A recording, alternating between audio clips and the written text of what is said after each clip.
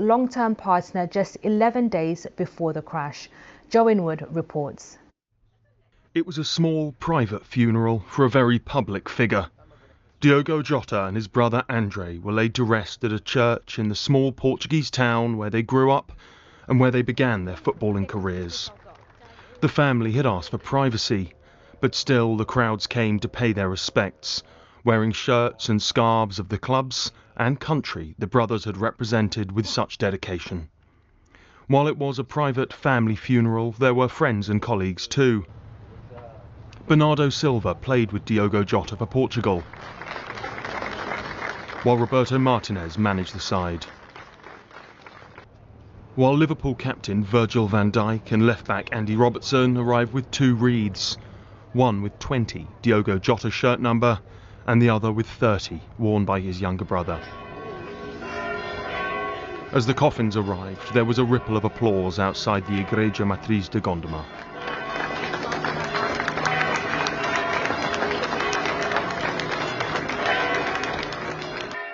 The brothers were driving through northern Spain in the early hours of Thursday morning when their car reportedly suffered a blowout, overturned and burst into flames.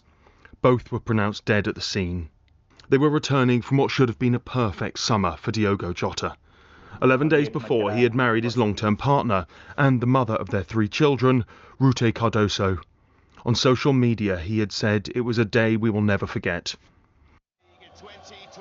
He had also won the Nations League with Portugal and the Premier League with Liverpool. On the day he lifted the trophy, he explained how much it meant. Us, as well as players, we wanted to make it happen. It's a great effort from everybody in the club, and it's a moment to cherish forever. And today, in his adopted city, people continued to lay flowers and share their memories. The legacy he leaves is, I think, that he had a spirit, joy, humility, kindness, youth, everything that was effervescent. I think that's why it's so impactful. Wonderful player, loved by all. Brilliant husband, father, son, player, teammate. Back in Gondomar, as the service finished, the 2 brothers' coffins were carried for a private burial. 2 men of such promise, carried by friends and family. But they did not walk alone. Joe Inwood, BBC News. Our reporter Phil McCann has been following fan reaction at Anfield to today's events.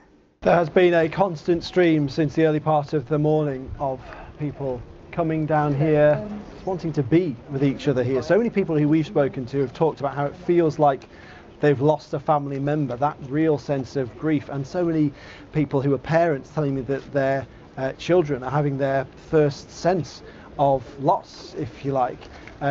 Lots and lots of upset people here today across the generations. We've seen lots of older people here who've clearly been supporting the Reds for decades, but then also lots and lots of younger fans. In fact, a bit earlier on, the kind of middle of the morning, we saw lots of younger boys, well, kind of 8, 9, 10 years old, all in football shirts, who'd all clearly come here after Saturday morning football training or Saturday morning football games, and they've been brought here as a group to come and see this huge display of grief and affection for Diogo Jota. These flowers and cards and shirts and scarves, they stretch the entire length of the main stand here outside Anfield. Lots of them referencing the number 20, his shirt number, saying forever 20, and an awful lot of them, of course, as you would imagine, given that this is Liverpool, saying you'll never walk alone, that club anthem that takes on extra poignancy at this time. And worth saying as well, there are lots of tributes we know left outside Molineux, the home ground of Wolverhampton Wanderers, where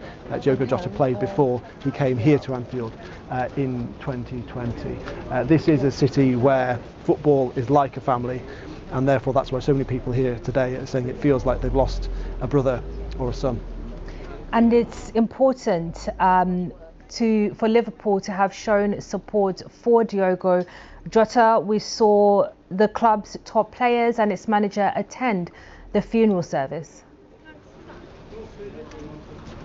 Yes, of course, they were there this morning. We also know that some of the pre-season medical checks here at Anfield have been cancelled, and there's going to be a phased return to training. And we heard, didn't we, we've heard over the last few days tributes from his Liverpool teammates. We heard from Mohamed Salah, somebody who he's been sharing a pitch with for the last few years, talking about how he even felt scared to return to Anfield after what had happened. We saw some of the Liverpool players coming down here yesterday to lay tributes, and all eyes will be on them, of course, over the next few days, over the next few weeks, as they try to get back to training and preparing for the next season in a way that none of them thought they would be. Lots of questions for this club, which are really questions for tomorrow, of course, about how the team will cope and how Jota will be replaced. But those really are questions for tomorrow, questions that some people here have been debating with each other.